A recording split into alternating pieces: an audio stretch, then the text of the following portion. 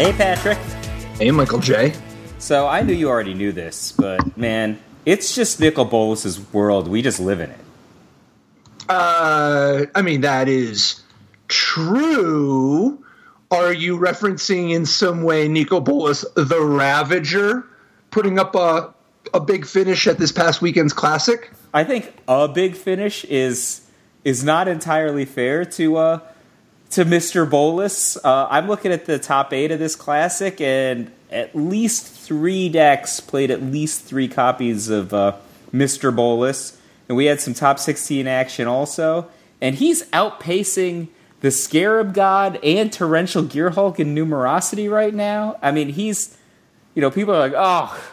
And you're saying that doesn't count. You're saying that 3 in the top 8 and 6 in the, 3 decks with 3 copies in the top 8 and then 3 more in the top 16, that doesn't constitute a big finish? No, it's not a big finish. What I'm saying is, it's Nicol Bolas' world. We just live in it. That's what I'm saying. The highest finishing Nicol Bolas the Ravager deck, I guess pilot, was Jonathan Job with his finals appearance running a relatively conventional Grixis energy deck, but with Nicol Bolas the Ravager in lieu of any Chandra Torch of Defiances, and carrying along with that better mana. Yeah, this deck is a great example, I think, of a couple of things. One of them is just, the counts on these cards. I guess he's got 3 copies of the Scarab God, but only 1 Torrential Gearhulk in the main deck. A big demotion there, but he's got 3 copies of Nicol Bolas the Ravager. The thing that really jumped out to me, and I don't know if this is a signal of a sea change in Standard, and we can look at some of the other high-performing decks, but I think that the 4 copies of Glintsleeve Siphoner in a Grixis deck in the main deck right now is just like, hey, I think the world has changed, right?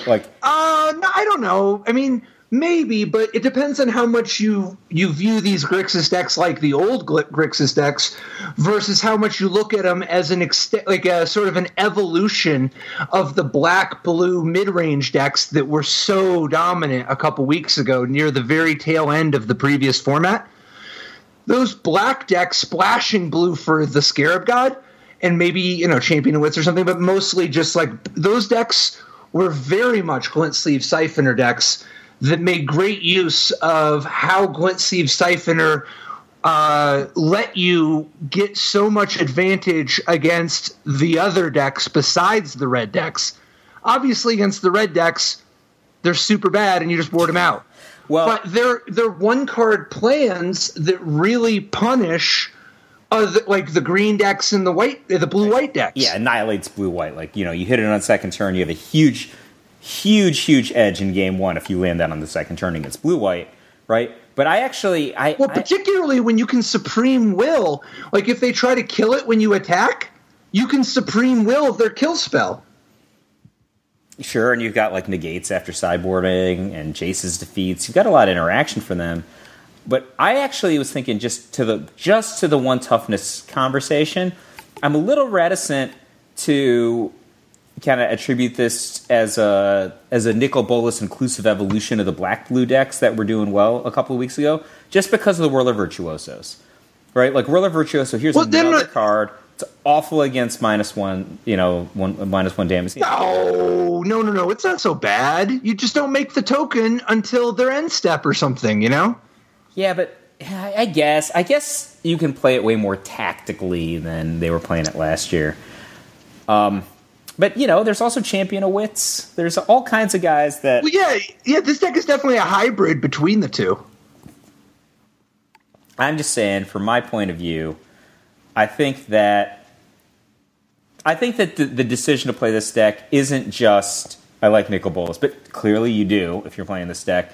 It's also, I think that the world is moving around. It's not just going to be Chain Whirlers anymore. I think that that's the decision that you make. And one of the other things about this is the Grixis decks, which were not particularly successful in the last format. I think that's probably a they were okay. They were high fringe, low tier 2. But those decks were, pushing their mana so they could cast Chain Whirlers, right? And Jonathan, sometimes, no interest in the Chain Whirler on 3. In fact, he's got like inexplicable unlicensed disintegration on 3. Well, what do you think about that guy? I like it. It's easier to cast than Murder, and sometimes you the Scarab God your opponent's artifact creature. Or he's got 1 Torrential Gilk in the main and 1 in the side. No, he's got 3 Whirler Virtuosos. That's the main artifact. All right. But, I mean, you got to admit, that unlicensed disintegration is going to not do 3 at least I don't know about as that. it does 3. I don't know. I've played less artifacts. I mean, 1 Torrential Gearhulk, 3 Whirler Virtuosos. That's already 4 ways to turn it on, and that's not even counting the Scarab God, outs to the Scarab God, or Nicol Bolas the Ravager reanimating your opponent's Torrential Gearhulk. All right. I think that the unlicensed disintegration is kind of a nice touch here. It's just it's also fitting in the theme of being relatively easy to cast, because I think that one of the real departures from the previous Grixis decks in Jonathan's list is how unbelievably less bad his mana is than previous generations. The use of just 1 Torrential Gearhulk as his only double blue, and obviously with that comes super, super late, right? Or, Champion of Wits coming super, super late. And then the use of 0 Chandra Torch of Defiance and 0 Glorybringer, making it so that you can actually just not have to get double red, not have to get double blue. And that way these Vraska's Contempts, they're actually just online sooner. And as a result, this mana base just comes into play untapped a lot more often than most Grixis decks anyway. Yeah, I got to agree with you. And I mean, even in the black, right? So this deck is pushing for second turn Glint Sleeve Siphoner. That's one of its main plays. But it doesn't have the double black commitment that we see in some decks, right? There's no. Yeah, not until Vraska's Contempt. Yeah, even on like Aetherborn on too, right? Like it's just not one of the pressure points. And I think the addition of red, versus let's say like just a straight black blue deck, for cards like a Braden Harness Lightning on the second turn can give you the defense that the Gifted Aetherborn might have been standing in for at that point in curve, right? Mm-hmm. But this deck is sweet. Nicol Bolas is sweet. That's all there is to it. Oh, I mean, I think it's pretty clear from some of the decks that came out, in addition to other similar decks to this in top 8, but then just other spots where Nicol Bolas showed up already, and this is the first week that we're talking about the new standard. He's not done. I think he hasn't even found his optimal spot yet. So I found an interesting divide between the other 2 Grixis decks in the top 8, Todd Stevens and Ben Reagan. They each had their own little twist. Todd Stevens, instead of playing Glint Sleeve Siphoner, had Search for Azcanta as his additional card draw engine. And Ben Reagan, instead of playing Search for Azcanta, still had those Glint Sleeve Siphoners, but he actually went the extra mile and just went ahead and main decked 2 Argul's Bloodfasts. I mean, that's... And notably, all 3 of these decks, however, good mana, relative to Grixis decks anyway.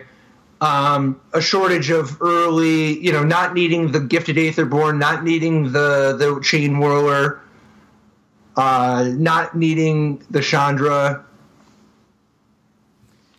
Yeah, I mean, they just have other cards that are, maybe not as good from a specialty standpoint, but are filling those roles, especially in curve. I'm real interested in, because if you look at Ben's deck versus Todd's deck, right, I would just say, first blush, Todd is playing the most control-ish of the 3 decks, and Todd's got the Search for Azcanta, right? He has fewer creatures, so he's less focused on attacking, but he's got more cards like Glimmer of Genius, right? And Doomfall. So, and then Ben has got the Bloodfasts. What do you think about that? Bloodfast versus... I mean, these are very similar decks, right? And then, they're also similar to Jonathan's deck. What do you think about the Bloodfast versus Search for Azcanta at the 2 in the main? It's definitely a gamble. I don't think I would do it. I think that there's going to be just too much aggression to main deck that. I like it as a sideboard, but it's definitely it's a real statement that I think I see. To me, if there's not as much blue-white Teferi, it's hard to want the main deck Argyl's Bloodfests as much. And a lot of the Teferi decks didn't make it through the elimination rounds. I agree. I think Bloodfest is not where I'd want to go in the main deck. Even if the red decks are less popular than they clearly were, top of this tournament was a green aggro deck, and Bloodfest isn't doing you a lot of favors there. Actually, though, while we're still on the Grixis at all. Specifically Nicol Bolas, Trevor Mensinger's 11th place Grixis deck was a much more Dragon-centric list, and it did have the Chain Whirler to go along with Chandra, Torch of Defiance, and as we've been talking about over the last couple of weeks, Sarkhan Fireblood, which helps enable not only the Glorybringers and Nicol Bolas's, but also a couple of demanding dragons. Yeah, I was really curious about this deck. So, first of all, that's a kind of a high curve, right? So, 4 Glorybringers is already 4 5s, and then 2 Demanding Dragons on top of those is another couple of 5s. And 4 copies of Nicol Bolas. So, I mean, this is a deck with 30 mana, though. 25 land and 5 Planeswalkers that all make mana. Sure, I mean, I'm a little hesitant to call Chandra a mana source because it's 4 to begin with. You're kind of already rolling, right? You're already. Well, it helps but if you're going to try to cast your Glorybringer and your Demanding Dragon, all right, I respect that. But I mean, obviously, Sarkhan Fireblood is very useful in casting those cards. And also in getting additional colors for Nicol Bolas, who's a little prickly on the cast. Yeah, I thought it was really a smart way to get a 10th and 11th source of blue for Nicol Bolas with just 4 Spire Bluff Canal, 4 Sulphur Falls, and 2 Aether Hubs. The 11th and 12th blue source coming from Sarkhan enabled him to actually even fit a Scavenger Grounds in here despite playing 3 colors of Chain Whirler. Yeah, I thought the Scavenger Grounds was my least favorite part of his mana base, other than I would have liked to see the land that can tap for any color. What's the Cavern of Souls that doesn't? Well, the problem with Unclaimed Territory is that it doesn't. It's not just that it doesn't get back Scrap Heap Scrounger, because I think Scrap Heap Scrounger and flipping Nicol Bolas, that's a long-term enough thing that it's not the biggest deal. I think he wanted to be supporting Unlicensed Disintegration. And the sideboard negates Jace's Defeats, Duress, Angrath. That said, I think that if you're willing to take ease up a little bit on the Chain Whirlers, and maybe you don't even need to. Maybe it's not that big of a deal. Maybe you just cut the Scavenger Ground in a mountain for 2 unclaimed territories. But I think that's the thinking there. Yeah, I mean, because this is really a mono red deck for the most part, right? You can lock the Unclaimed Territory into Goblin if you need to, right? That's or Warrior for that matter. You got to keep them guessing. If you name Goblin, everybody knows the joke. Well, can't argue with you there. Yeah, that's a good little thing to have in your back pocket. I kind of recall I once gave a deck list to Josh Ravitz to make for me for a tournament, and the deck list had 4 Savage Lands in it, and he gave me one with 4 Crumbling Necropolis instead. And I'm almost like, well, the deck list I gave you had 4 Savage Lands in it, and he's like, your deck is black-red. Crumbling Necropolis is not only functionally identical in your deck, but, you might play a Crumbling Necropolis on turn 1 and pass the turn. Your opponent thinks you're playing a Grixis deck, right? If they think you're playing a Jund deck, they're going to play like they're playing against a deck that might be, second turn Putrid Leeching them. And you're playing an aggro deck. It's actually just better to play that. split them off, and it's the same, right? I think it's. Oh yeah, I mean even better. Like if they're going to spreading seas, if you play a Crumbling Necropolis on turn 1, they're less likely to play spreading seas and mess up your mana. Whereas if you play the Savage Lands, they are going to spreading seas so fast. Oh yeah, they will. Josh is a smart man. He is. I thought that was one of the best. And it's just such a minor juke because it doesn't act. No, but it's no functional problem to it. That's actually beautiful though. So much of the best technology is that subtle, simple, just smart perspective that sets down a preconceived notion. Good stuff. He's just like, yeah, I bet you win. I bet you win a game today because you played this on the first turn instead of the other one. So put him on Warrior instead of Goblin. Maybe they'll play a little bit different. I like this. Well, plus they might just not realize that Chain Whirler's a warrior. Dude, I know you love the Banefire. What I love least about this is there's only one. This is what I love about this deck. Sarkhan Fireblood may discard a card. When he's discarding Scrap Heap Scrounger, that's just half the battle. Like, he could just discard some other random creature, and then he's just fueling everything. It's like, I don't even know how many cards you are up at that point, right? It's actually really cool, especially if it's, like, legendary, right? So, like, if you have a second copy of PNLR or a second copy of Nicol Bolas, and, you're so rich that you don't think that it's going to be destroyed, you could discard it to Sarkhan and just a cool effect. Yeah. I like this deck a lot. I think this strategy is kind of more where my Nicol Bolas head is at than the Grixis control deck. Obviously, it's got some Grixis flavor. It's got Nicol Bolas at all, but it seems more focused to me. Well, if you want actual Grixis, because I think the Grixis decks we talked about from the top 8 are definitely a lot more mid-rangey for the most part. Particularly the two with the energy sort of themes.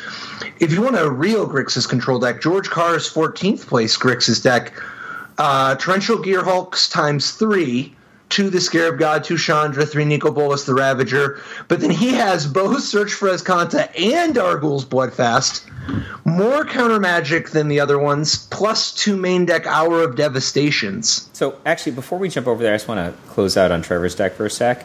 Sure. So, speaking of cards that remove things that we might love or love more, you mentioned the Banefire. What do you think about the 2 Spit Flames in the sideboard versus the 2 Unlicensed Disintegrations in the main deck? There's not a lot of ways to make the Unlicensed Disintegration great here, right? He's got 4 Scrap Heap Scroungers and 2 Pias. I think that's it in the main. But, there's a lot of ways to make Spit Flame great, right? He's got the Sarkhans and then all the dragons. So I think I would lean more towards the Sarkhan. I'm sorry, towards the Spit Flames. I would definitely Spit Flame, and I'll tell you why. When my opponent, I think Nicol Bolas, as big as he was this week, is going to be even bigger next week.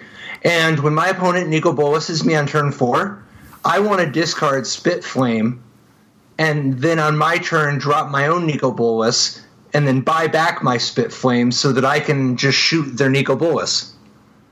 You know what I mean? Like the way that Spit Flame lines up against Nicol Bolas the Ravager. That's great. It's fantastic. It's absolutely fantastic. So I'm a big Spit Flame buyer anyway, and I just think it has such positive synergy with this deck's core plan. Put me down as a big buyer on Spit Flame, and in fact, I think I would main deck 3. Yeah, it's also good against like some of these other big threats, right? Like Glorybringer on 5 mana. It's a good kill there. Oh yeah, absolutely. I think 2 or 3 of these is a real big game. Oh, especially, I guess, people build their game plan around Glorybringer, and in fact, exerting it on turn 5. They're like, all right, I'm going to let this and this happen because I'm going to make a huge tempo swing with Glorybringer. And if you could just catch them with a Spit Flame there, it's not just that you got a 1-for-1 with a 5 versus 3 mana advantage. Like, you just undid their strategy, right? That's real valuable.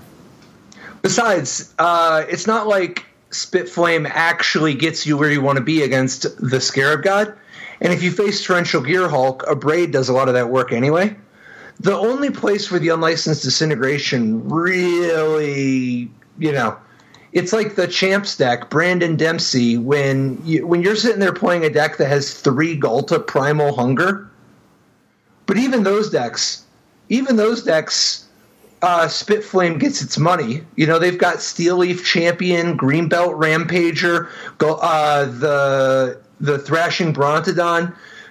I mean, I don't know. I think I would still Spitflame. Oh, I agree. I mean, Galta is Galta, right? Like, Galta is alone. There's not very many 12/12s, you know? So, first of all, I love that Mono Green Aggro is one of the best decks in Standard right now. I think this is cool, and I just wanted to throw out there, Thorn Lieutenant, this was a card you identified early on in our exploration of M19. Thorn Lieutenant is all over these green aggro decks, 4 copies in basically every one. Oh, of course. It's just a good rate. It's like a 2/3 that typically anything your opponent's going to do to kill it with a spell is going to leave you with a 1/1. And a 1/1 may not sound like it's the biggest deal in the world, but outside of just being a chump blocker and a start of a next offensive wave, that 1/1 can wear Ronus the Indomitable buffs. That 1/1 can be a creature to sacrifice to a Doomfall. That 1/1 has applications in so many little ways that all add up, and you're not paying much. This is a 2/3 for 2, which is already like at least remotely interesting. And then that pump ability is actually very well suited so that you can just do the old Root Wallet trick where you attack, they don't block because you could pump, then you don't pump so that you can play something else on your turn. And what's more, the Thorn Lieutenant's ability works deceptively well with stuff like Blossoming Defense. Your opponent's I didn't want to have monster. I didn't want to have to abrade the Thorn Lieutenant, but it's going to eat me alive if I don't, so they abrade it. You get the 1/1, and then you Blossoming Defense it. Now what are they going to do? So punishing. Yeah, that little 1/1, it can do stuff, especially, you know, if you're playing against red and they've got like abrades or whatever, you're often going to have Aether Sphere Harvester in after sideboarding. He's going to crew that guy up. Mm-hmm. Plus, the fact that it works with abilities, not just spells, gives it little advantages. You know, like, for instance, if your opponent is trying to do some kind of shenanigans where they Teferi and just stick it a couple cards down, well, that extra 1/1 that you get is not only some value, but it immediately starts putting pressure on the Teferi. Yeah, what do you think about the Vine Mare? 4x Vine Mare in the main deck? That I'm not, maybe I should understand. That's the part that I liked. Yeah? Yeah. Oh, yeah. Oh. Yeah, Vine Mare's like... Can I get a nay at least? No! Vine Mare is a reliable source of Galta. That's the interaction. You see, when you're just sitting there playing out your Thorn Lieutenant and your Greenbelt Rampager, your Steel Leaf Champion, it can be great, but if you play against somebody with all removal, sometimes you can find yourself in a spot where you've got a 1/1 elf and you have this 12/12 in your hand. Vine Mare is a very durable threat.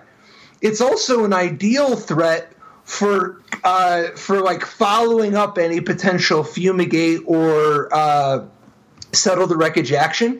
Obviously, those cards can hit the Vine Mare, but if your opponent has to do those things, they are very on the turn, turn 4, turn 5, whatever. They're very often, that's it. And if you drop a Vine Mare the next turn and they're looking at the Teferi in their hand and the cast out and they're going to be, it's nice to be able to add an extra angle of attack. It's not about that can't be blocked by black creatures for the most part. Like, it's definitely 5/3 hexproof for 4.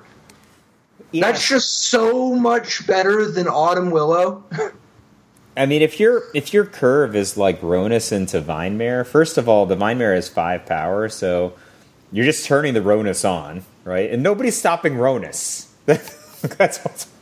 So if you have the Ronus turn on, it's just attacking and it's hitting something, right? Maybe it'll get a chump blocker or something else, but it's on, and then now you have 2 very difficult to deal with creatures, unless they've got Settle the Wreckage, right? They're, they're in a situation where it's pretty hard to interact. Oh yeah. Plus, I mean, this is a little bit gratuitous, but both Vinemare and Thorn Lieutenant combine very well with Vivian Reed. These Vivian Reeds out of the sideboard. If you Vivian Reed Ultimate, you're doing it. I am playing a lot of Vivian Reed's main deck in Standard right now. I think Vivian Reed's going to pick it up. Like, I have shot so many Nicol Bolas out of the sky this week. I mean, it's beautiful. I love it. That is a beautiful thing. This card is it to me. Oh yeah, this card is outstanding. I've only done the -8 Ultimate once ever, but I won that game unsurprisingly. But man, like the interplay between just having Vivian Reed and Nissa Vital Force in play at the same time, especially if you're just like Nissa Emblem and then you just start firing off the +1 on Vivian Reed to get lands, like believe me, between these two abilities every turn, you have action. You're not going to have any shortage of action. It's just a gorgeous kind of setup. And the thing is about these cards together, like if you're playing against certain oblique strategies, like for example, Godpharaoh's Gift or blue-white control decks that are relying on a lot of enchantments for defense, cast outs or seal aways, anything like that, you are so well positioned between being able to get cards like Thrashing Brontodon with the extra drawing and searching abilities, or like getting them back from the graveyard type abilities, or just shooting at them with the -3 on Vivian Reed. Like, it's really weird that these green creature decks can just play these like mid-range game plans now. It's like, here are my permanents. I'm gonna draw more cards than you. And by the way, like I have so much active mana. I'm just going to keep playing I'm going to play like a pretty good dinosaur every turn too, right? But like, by the way, I'm drawing 3 cards. Like I don't know how else to describe it. It's fun. You win. They have like these awesome cards. You just pew pew pew. Or you 5 their Teferi. That's also good. 5 in their Teferi is awesome. Oh yeah. Yeah. No, I think this is a good spot for Vivian Reed. And just generally speaking, a lot of these aggressive decks want to get a little bit bigger after the first game. Yeah, I wonder. I wonder on where this archetype's going to. No Walking Ballistas anywhere, main deck or sideboard. That's surprising to me. Who plays 1 toughness things anymore? There's too many chain whirlers in people's spheres. Yeah, I guess it's terrible against Thorn Lieutenant also, and it's terrible against the Armasaur. There was a Walking Ballista in the 10th place list, a couple of them. Nathan McCarthy's white-black deck, that old Knight of Grace, Knight of Malice type of jam with History of Benalia. He's got a couple new tricks, though, to try to give the archetype new life. Most notably... Quick question before we get please. There, and I'm happy to... No, please. White-black. You'd play 4 Blossoming Defense in mono green, wouldn't you? Oh, I don't know, maybe. I could imagine playing less, but I often play 4, but I often play 2. I don't know. I think it's okay. I think between the Thorn Lieutenant and the Vinemare, this is screaming for 4 Blossom Defense, but... I like Blossoming Defense right now. I don't know enough about how the games really play out to know for sure if this... Because it is a little dangerous when you're trying to fuel Ghalta to find yourself in a spot where you have too many reactionary cards. You got to be real careful. Ghalta's a big game, but a very demanding partner. Oh, Ghalta is my most commonly sideboarded out card in green. Just because, like, if you're playing against control, it's not particularly reliable. Plus, they can just get it with a seal away or something a lot of the time. It's just not it's not durable against those kind of decks. Nah. And against red, they just burn all your small guys, so you can never play it. So you had. Oh man, you're crazy! I think you want to keep it against red. Yeah. Definitely. I mean, maybe I'm just doing it wrong. I think you're crazy. I think you're crazy. You can't have the fear there. You got to keep that in against red. I think you're crazy, man. All right. I mean, I'm keeping Llanowar Elf in against red, so that. Sure, do whatever you want, but I'm just saying keep the Ghalta in. All right, I'll try keeping Ghalta in. Try it, man. Until they show you that they've got some sort of act of treason type of jam, then you might want to chill. So the white-black Knight of Grace, Knight of Malice style of History of Benalia decks, Nathan McCarthy's got a little bit of a new trick. While these decks previously were reliant on just jamming lots of Karn, Scion of Urzas, the 4-spot, he's down to just one Karn, with the other 3 slots going to Ajani, Adversary of Tyrants. And as a reminder, Ajani, the new core set M19 Planeswalker, 2 white, 4 loyalty, +1 to put a +1/+1 counter on each of up to 2 target creatures, -2 to return target creature card with converted mana cost 2 or less from your graveyard to the battlefield, including any of these knights, and then -7, you get an emblem with, at the beginning of your end step, create 3 1/1 white cat creature tokens with lifelink. So, like, when you drop the Ajani, obviously it's got combos with stuff like Walking Ballista, where you can use the +1/+1 counters as additional shots. Definitely really cool. And then it also can just turn Knight of Grace or Knight of Malice into unstoppable threats pretty quickly. And because Knight of Malice has hexproof from white as opposed to protection from white, like the Pump Knights and Black Knight of days gone by, you can actually use this activated ability on your Knight of Malice. Oh, that's just cool. Kind of a cool little interaction that would not be possible with Black Knight. And then the -2 ability can make Ajani a particularly scary threat when used to bring back a Kite Sail Freebooter. Kite Sail Freebooter, used as a 4X here, is it's kind of a way to clear a path, and make sure that you can actually know how to sequence your threats early on. And very often it dies, and they get back whatever it was hiding. Ajani's ability to come down and then get the Kite Sail Freebooter back, and then when it comes back, take your opponent's Settle the Wreckage before you attack. You already knew they had to settle the wreckage. Now you drop Ajani and you Kite Sail Freebooter the Settle the Wreckage again before you attack. It's actually just kind of it's just a convenient way to kind of make their life awkward. Oh, that just sounds like great strategic planning to me, right? Like they're playing for a particular situation on a particular turn, and you're doing a kind of a sideways move that's going to substantially punish them for that.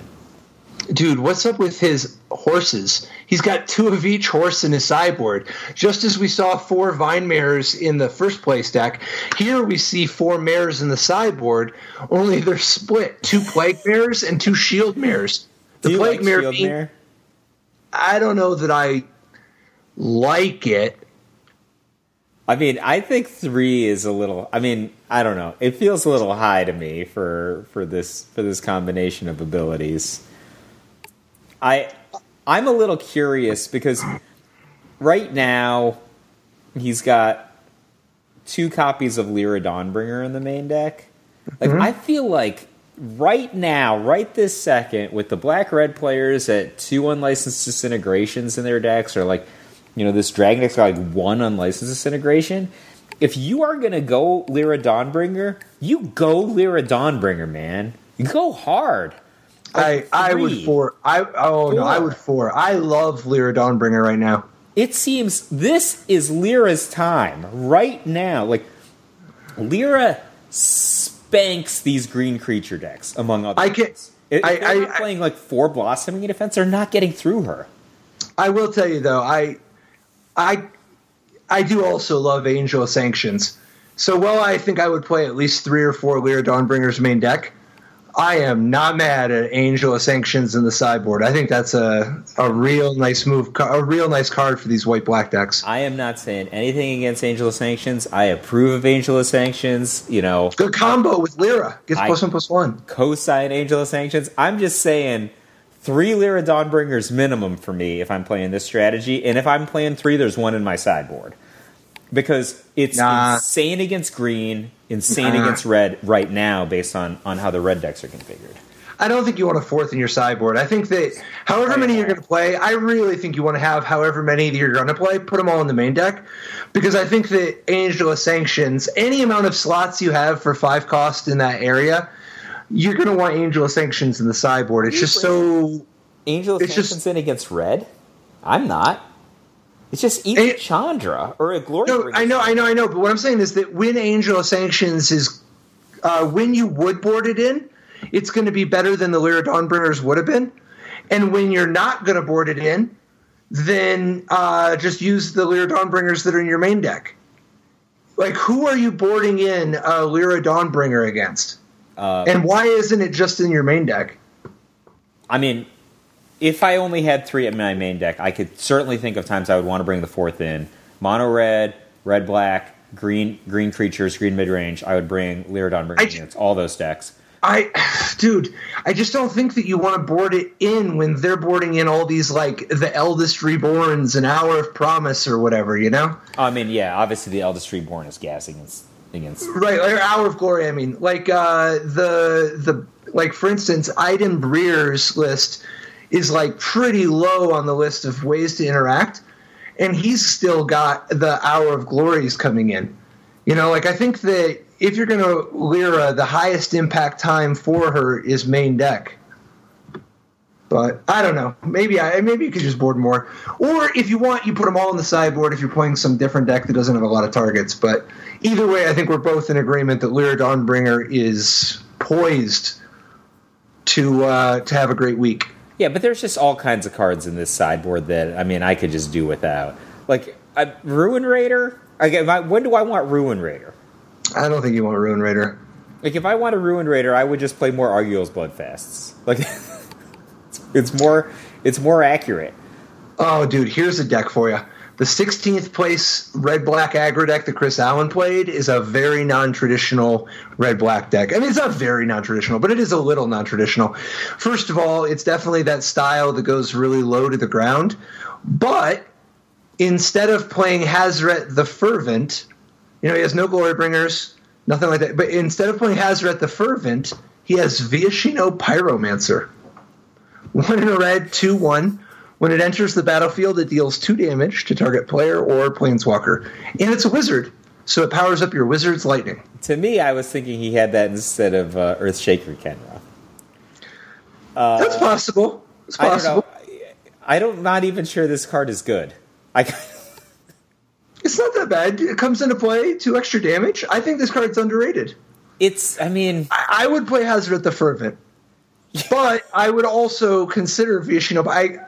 I might play Earthshaker Kenra over it. I mean, I think Earthshaker Kenra is miles better than this card on average, right? Like, dude, I love when they go to Fairy, put your...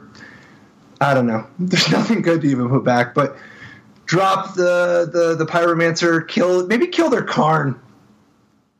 Never really comes to that, though. It's not going to ever happen this way, right? Like, Earthshaker Kenra just attacks through a blocker to deal the 2 damage that this guy's going to do, and then has this awesome flashback ability. Right? Like, yeah. I lose to the 4/4 version of Earthshaker Kenra all the time. It's very powerful. You know, you stabilize, they're like, oh, actually, I'm going to flash it back, and then your guy's not going to block, and you're going to take 4. Like, man, I bet you're glad that wasn't a Viashino Pyromancer in your graveyard. Dude, how mondo of a combo is Gutter Snipe and the Flame of Keld? You drop the Flame of Keld, right? And you discard your hand, and that's true. But you've got a Gutter Snipe in play. You draw your card for the turn, you draw 2 more cards, and you hold. Next turn, you draw another card, and now you have 4 cards to combo off. And if you drew some Shocks and Wizard's Lightnings, that's a lot of damage. This deck only has 12 burn cards. Like...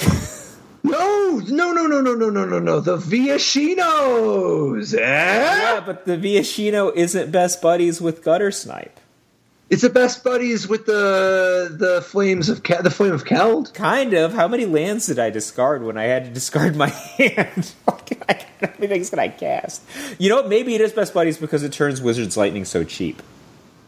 Dude, here's a one. Yeah, Storm combo. That's the combo, man. That's the combo. I think Gitu Lava Runner is a way better card in this deck than Viashino Pyromancer, personally. Okay. I mean, it's cost less, so that's fair. Dude, here's I'm surprised you're not all over this deck. The Red-Green Monsters deck that Matt Turnovich played, it's got all your babies in it. It's got Jade Light Ranger, Walking Ballista, Banefire, Thrashing Brontodon, Llanowar Elves. This is a deck. It's even got your struggle survive, a.k.a. Terminate. I guess Red Murder, but like... I like this deck okay. I only like it okay.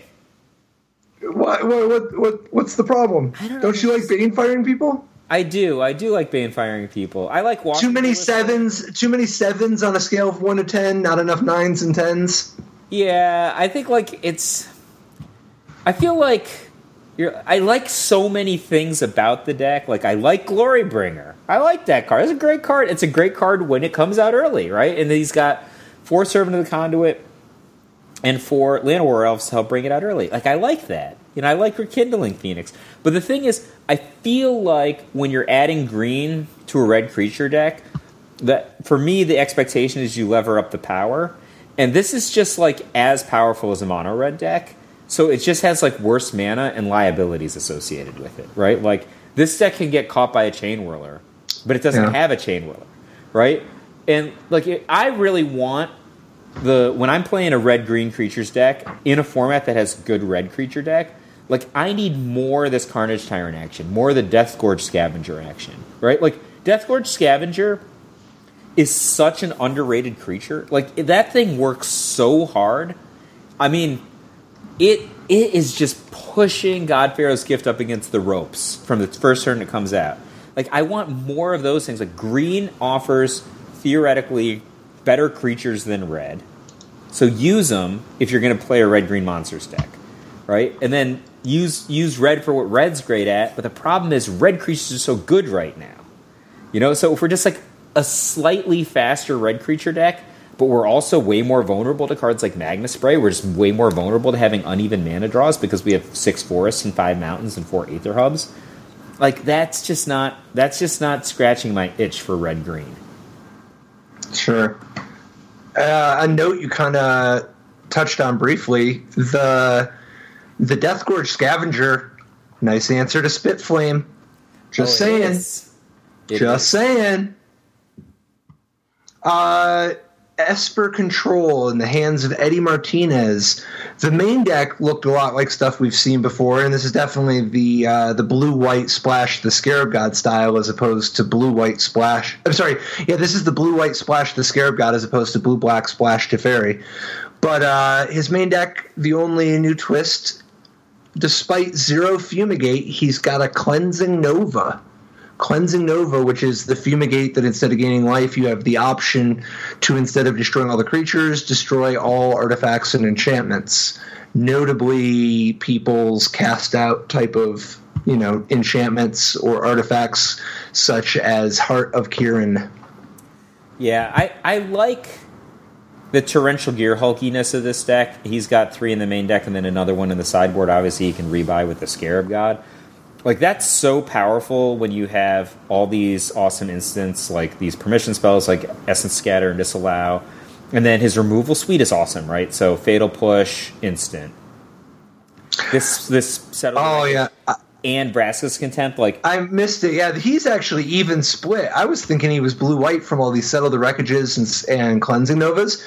He's even got Vraska's Contempt in here. He's got 4 Vraska's Contempt. Like, I think, like, that aspect of the deck I like a lot. I mean, I think if it were me, I would just go all the way and play 4 Torrential Gear Hulks because his deck is so biased in this direction. I think that the thing that I dislike about this deck, you'll probably be on board with. I mean, I don't like this to the Scarab God, to Teferi Hero of Dominaria. I'm not sure where it should push, but it's just not. Like this deck this deck has so much Torrential Gear Hulk upside, but it's not bought in. And I kind of feel like you should have 4 Teferis. I don't know. That's just how I feel about it. Maybe I'm crazy. I don't know. I like the first. Once you have a mana base like this, I think that the Scarab God adds a really important dimension going long. Yeah, I'm not disagreeing with that. I just don't like the 2-2 split at all.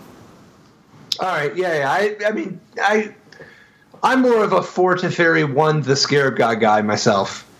If this deck had 4 Torrential Gearhulk, 4 Teferi, and 1 the Scarab God, I mean, that's a lot of boom booms. Yeah, but those boom booms are working well. And I think I would just mercilessly cut like Syncopate and Cleansing Nova to get there. Yeah, I'm not a big Cleansing Nova guy. Not in this deck. Like in other decks, I think it's probably pretty appropriate. But like this deck has so much upside. He's got Settle, Vraska's Contempt, Fatal Push, Disallow, Glimmer of Genius. Like this deck is just begging to break Torrential Gearhulk, and he just doesn't. You don't need it when you have that many Settle the Wreckages that you're casting. He doesn't just have the 4th Torrential Gearhulk in the sideboard. He's even got Chromium, mutable. He does. Oh, yes, a man after your own heart. I love Chromium. Chromium is so mutable, Patrick. Yes. He could be 7/7, he could be 1/1, whatever he wants. Dude, I feel like I could just picture you loving it so much when you've just got a Chromium in play, the Scarab God in play. Your board position looks pretty dominant. You've got 5 mana, but nothing to reanimate. Your opponent goes for the second approach of the Second Sons to knock you out, and then you discard a Torrential Gearhulk to your Chromium, and then with Torrential Gearhulk safely in the graveyard, you activate the Scarab God. You've only got 4 mana. 5 mana, just not 6. So your opponent doesn't think that the Torrential Gearhulk is in range. Boom. Maybe you even only have 1 blue mana. So they don't know that Disallow is on the menu. Yeah, I'm eager to do that. The only thing that's holding me back in this is I like Grixis so much more than I like Esper in Standard right now. Me too. I mean, maybe... I'm just saying, do you want to play 1 Chromium in your Grixis Dragons deck? I might play Teferi in my Grixis deck, right? I could see doing that, and then certainly I can cast Chromium if I'm already there. It is slightly awkward that Chromium's Flash doesn't perfectly play nice with Sarkhan. But that's not the end of the world. That doesn't have to be the whole joke. Yeah, I think this card is going to be... Yeah, I think it's going to do its job. Right, that's my assessment. It's going to be exciting. I mean, 7/7 Flash flying for 7 is pretty good, especially when it can't be countered. And that other ability is just the discard downside of that other ability, like you imagined with the Scarab God combo, is already better than people are probably initially assessing it. So it wasn't in any of these decks, but there were a couple one card in particular from the core set that kind of has me scratching my head, where I'm like, why is this a real card? The Wand of Transmuting, what's it called? Not the Chaos Wand, but the Transmogrifying Wand. 3 colorless artifact. Transmogrifying Wand enters the battlefield with 3 charge counters. And you can tap it and pay a colorless and remove a charge counter to destroy target creature. Its controller creates a 2/4 white ox, and you can only do this as a sorcery. So, like, for 3 mana, you put this thing down, and you just have 3 terminates. Like, that's so messed up. Yeah, but they get an ox. An ox is so much worse than, like, than a Nicol Bolas or whatever, right? So to begin with, 1, this is just a rare. Doesn't this ruin games of draft like you would not believe? I had the Transmogrifying Wand in one of my sealed decks for the pre-release. I didn't play it. Was that horribly wrong? Yeah. Are you insane? The card is an 11. All right. Yeah, the card's not beatable. That's embarrassing. All right. No, I'm just kidding. No, I think you should try. I'm not kidding about you should play it. I'm not. That's why I think that as a good rule of thumb, and this is serious, I think that as a good rule of thumb, people would do really well to err on the side of just try the rares. Oh. Like, if you're in doubt, seriously, that's one of the oh my God, that's one of the classic moves. Pick the rare early in your testing.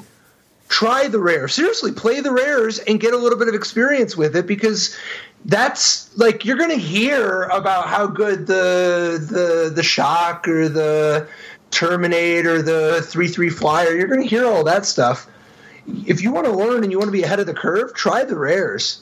That reminds me of a Grand Prix top 8 that Mike Turian once wrote about, where I think it was like Tim McKenna was in the top 8, and he took a Werebear. And he passed, and Mike took a Savage Firecat out of the pack. And it was just like Tim had never played with Savage Firecat. And he just didn't know how insane it was, right? Like, he's like, oh, Werebear's awesome, right? And it was awesome. Don't get me wrong. For sure. It wasn't Savage Firecat. It's great to have experience so that you can know about the Savage Firecats. I did that to folks when Upheaval first came out. I got passed in Rochester draft an Upheaval where it was just clear that the people in front of me had not played with the card, you know? Transmogrifying Wand does have kind of a couple interesting twists in Standard. What if you Transmogrifying Wand your own Scrap Heap Scrounger? What if you Transmogrifying Wand your Hazaret, the Fervent? So in the case of Scrap Heap Scrounger, you're paying a 3/2 to get a 2/4, but then presumably you can rebuy the 3/2, right? So that's just pure advantage. In the case of Hazaret the Fervent, you're just getting free bodies, right? Right, and this is a way to turn your removal spell into an active game piece against an opponent, but this is also a colorless way for a red deck to have an answer to Galta. I think you can just Transmogrifying Wand in your red deck in the sideboard. Like as a planning. A picture if you had Transmogrifying Wand against these green decks with all their Steel Leaf champions and such. So they get to keep a 2/4, but they don't have these unstoppable offensive guys that they would have had otherwise. Right.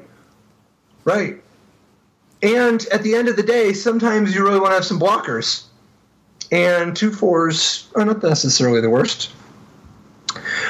They're even white, you know, so if it ever comes to a spot where somebody has some protection from red type of thing, which, you know, from the looks of it, they're not going to be doing any of that kind of stuff for a bit. But it's just kind of interesting because you don't normally have access to white creature tokens in your red deck. You know, like occasionally, you know, if you embalm some kind, you know, if you embalm, you know, there are mummies around somewhere, but in general, I think Transmogrifying Wand is a deceptively powerful artifact that I would keep an eye on this one. I'll give it a try. You've got me convinced. You know, the being able to just kill anything and get a 2/4. It's also a combo with any sort of act of treason. You know, anything where you can like steal your opponent's creature for the turn. It functions like a sack outlet there that gives you value. That's cool. Because like you steal their card, hit them with it, then turn it into an ox, and the ox stays with you. It's very cheap to activate, also. Right, and it actually curves just right. Like you play the wand on 3 and then some kind of act of treason type thing and use the wand on 4. I don't know. I think this card is weird. I think this is a sideboard card to watch. Plus, it's going to mess up some draft games. I think this card is stupid in sealed deck and draft, maybe. I don't know. I don't have experience with it, but man, does it look messed up. Another little bit of technology. Do you think there's any chance with these Vine Mares all over the place that anybody would want to play Detection Tower? So people play some colorless lands sometimes. Sometimes you got a discretionary slot for that kind of thing. It can make it so that you're able to lightning strike somebody's Vine Mare And alternatively, if you're playing against, like, let's say you're playing a white-black deck and you're playing in the white-black mirror, your opponent's Knight of Malice and Knight of Glory, Hope might be, if they got a Disciple of Grace, a Knight of Grace or a Knight of Malice, I mean, you're going to really appreciate having the ability to actually use your removal spells on it with a Detection Tower. I mean, it's not a super powerful card, but it does something pretty novel. It is cool. I mean, the only thing that I dislike about this card is, like, would it have killed them to make it hexproof or Shroud? Like, I don't know. That's kind of confusing for a core set when Shroud hasn't been printed in so long. Yeah, but I mean, just it makes the card more usable. I don't know. Not in Standard. Are you talking about like in Legacy? I guess you're right. It's not. This is. What Shroud card do you even want to hit? Name a card with Shroud. I dare you. I'm thinking of a card with Shroud. All the good ones have Hexproof. Who cares about Shroud?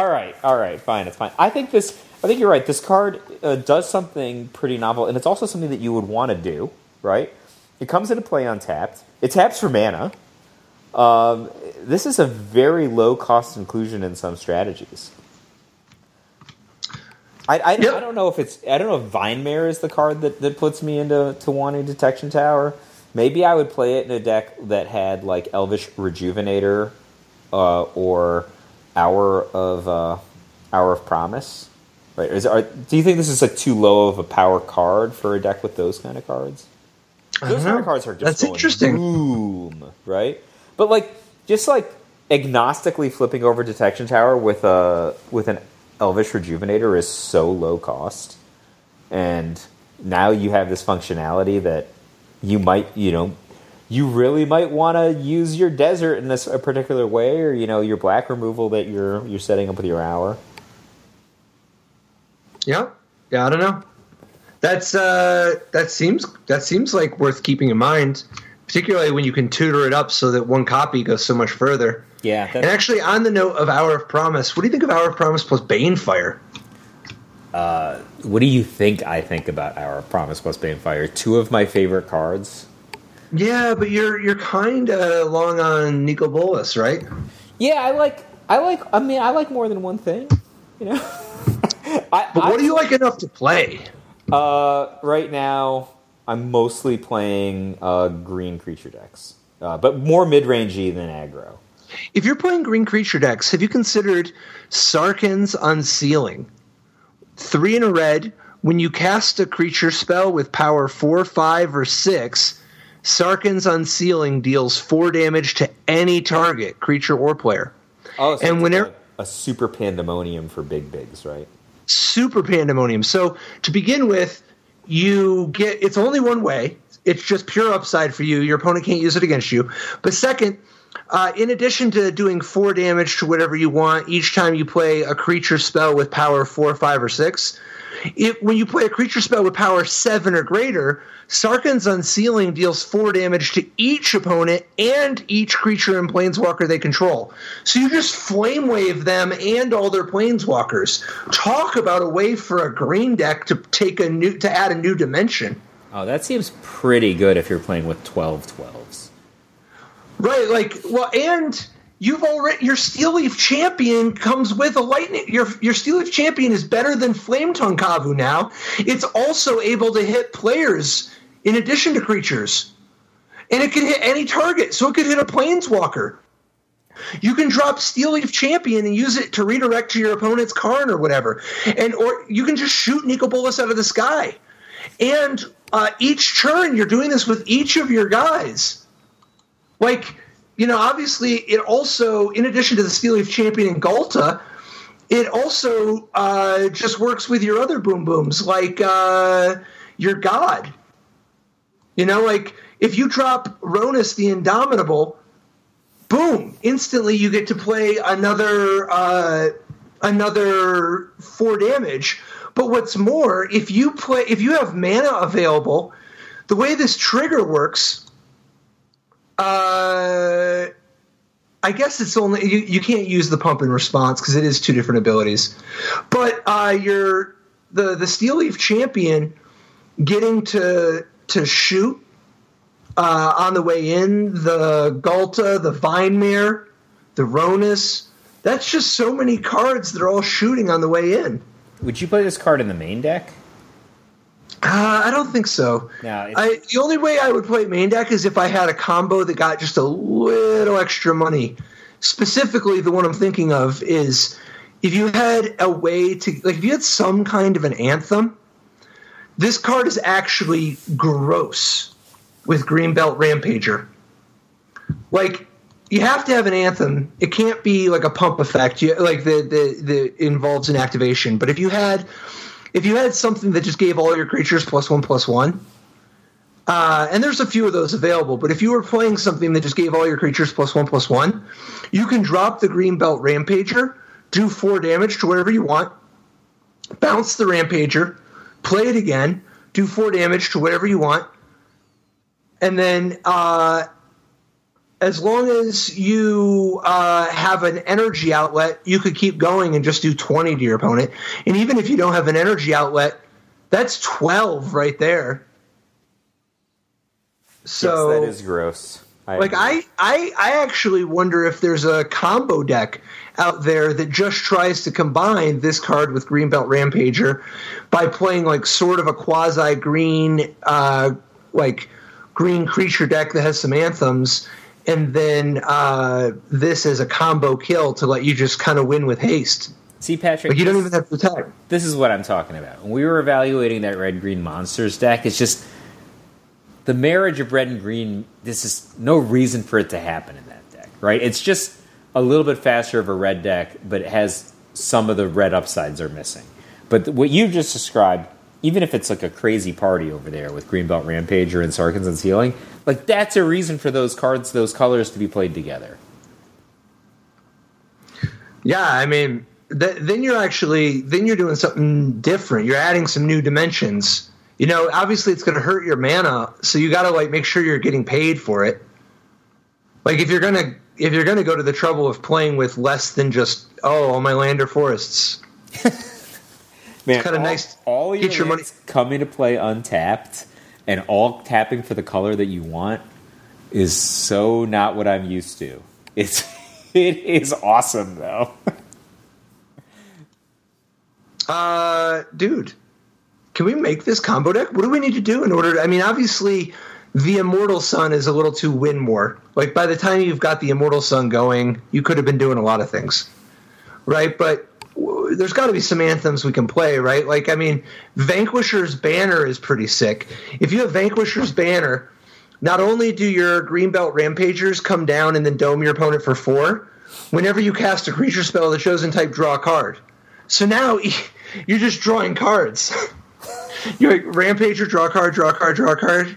Dude, we got to get Elephant Tribal up in this house.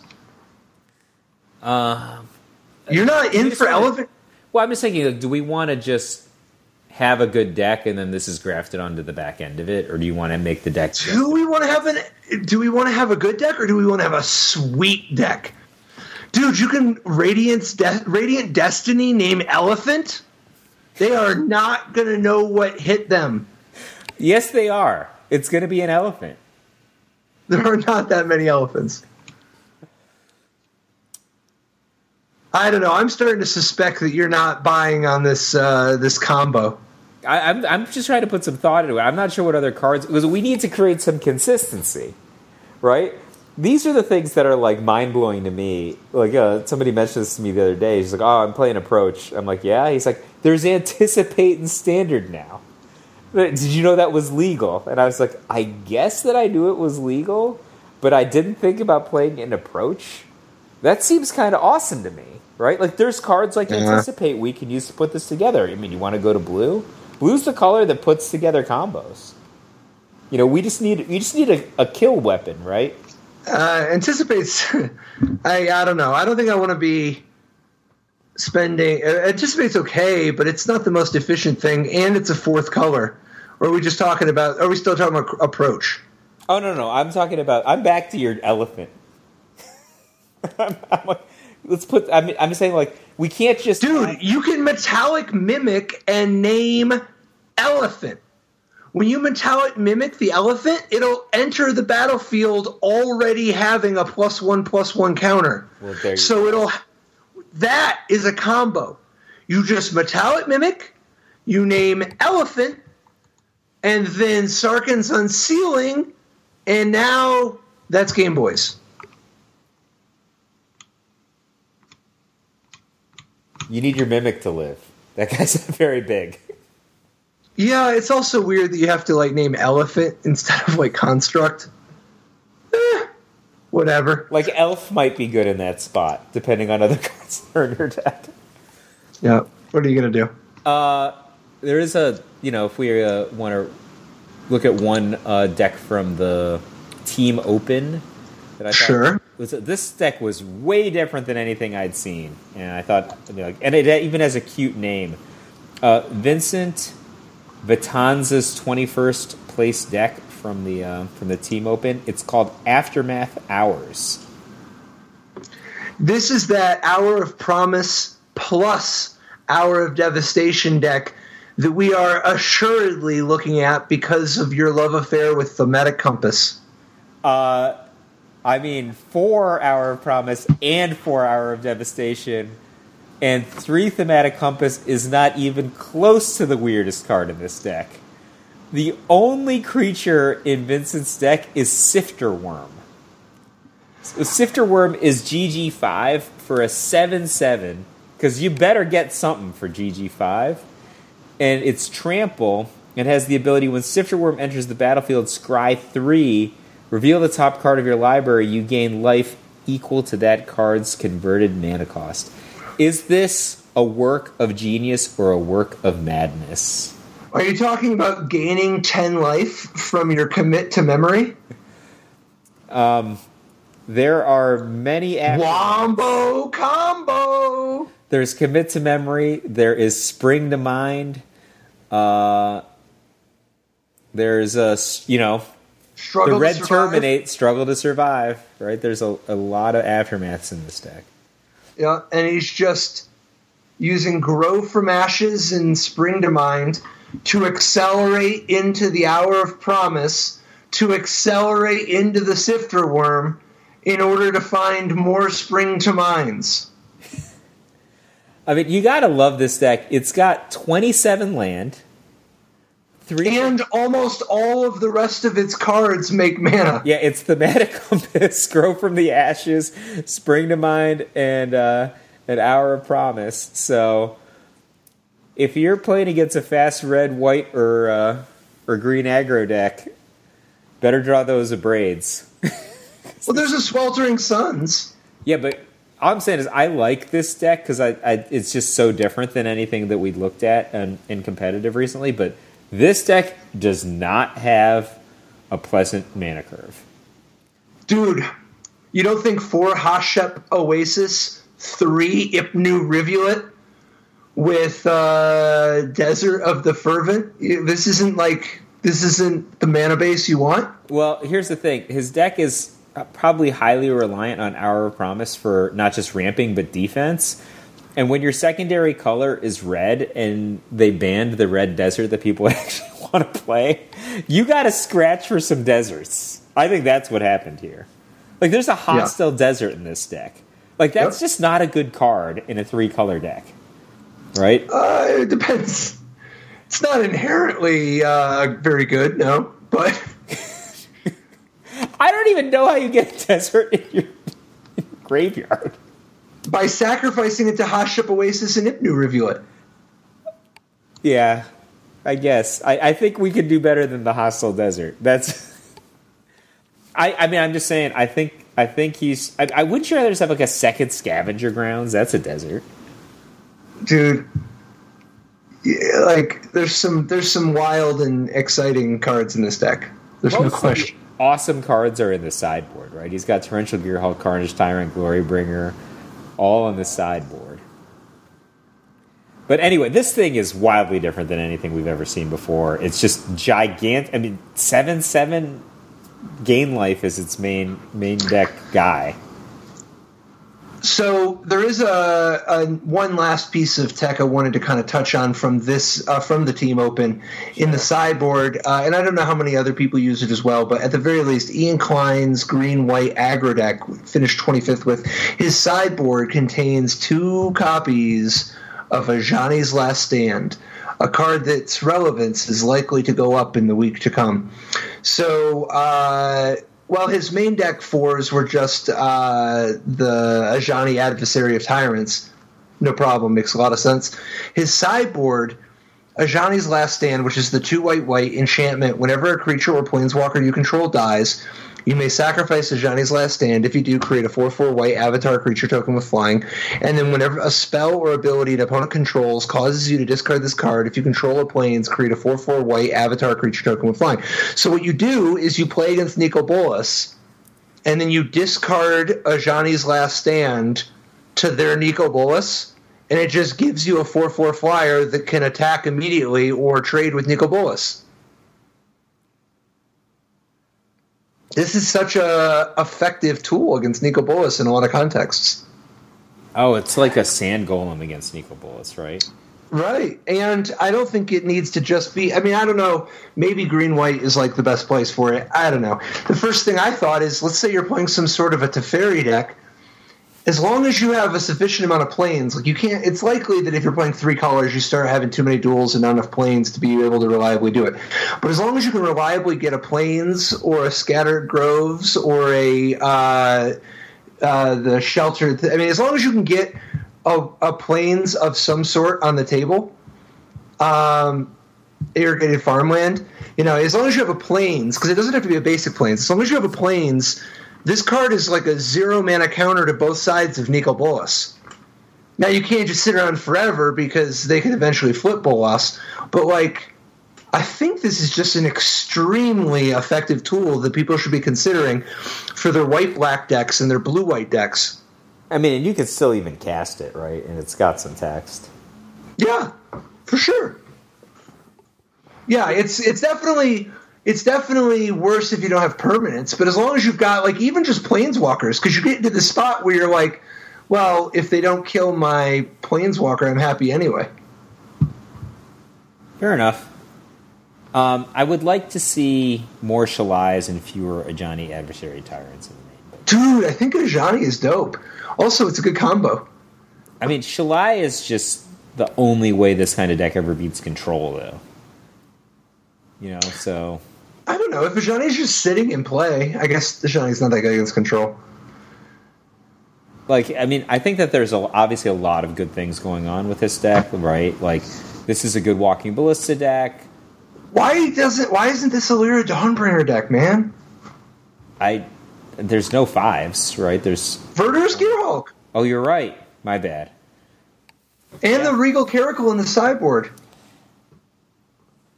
Yeah, I think Lyra would be, like we said before, I think Lyra would be awesome right now. And it's really good with Shalai. I feel like this deck should have 4 Shalais. And I don't know.